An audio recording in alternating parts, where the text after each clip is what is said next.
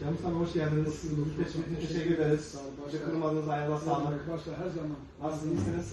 Nasıl gidiyor? Allah çok. Allah iyilik versin. Allah'ından görüp. Hadi böyle bir şarkı patlatmadı ve Ben kendinize göre sabah sabah. Teşekkür ederim. Allah razı olsun, sağ olasın.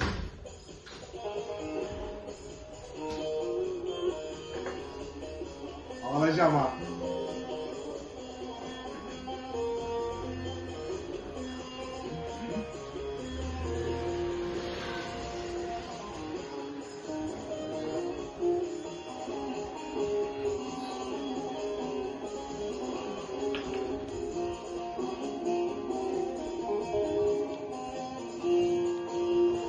Bu gözler neler gördü, bu gönül neler sevdi, bu ömür seninleydi, sen bilemedin. Bu gözler neler gördü, bu gönül neler sevdi, bu ömür seninleydi, sen bilemedin.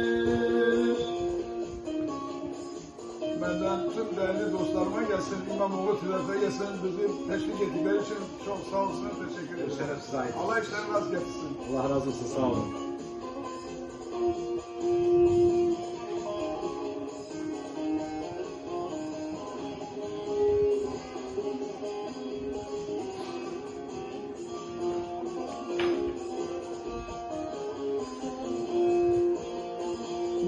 Gözümün gördüğünü, gönlümün sevdiğini, yerlerim bildiğini sen bilemedin. Aynen oğlum. Gözümün gördüğünü, gönlümün sevdiğini, yerlerim bildiğini sen bilemedin.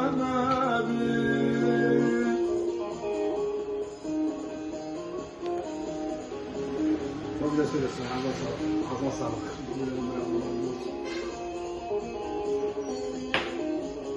Ben her zaman Bir gün böyle olsun dedik. hatıra kalın ya.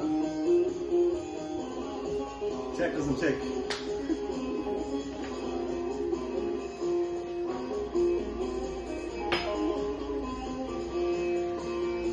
Sırrıma erem verdim, gönlümü bilen bendim, seni seven bendim, sen bilemedin.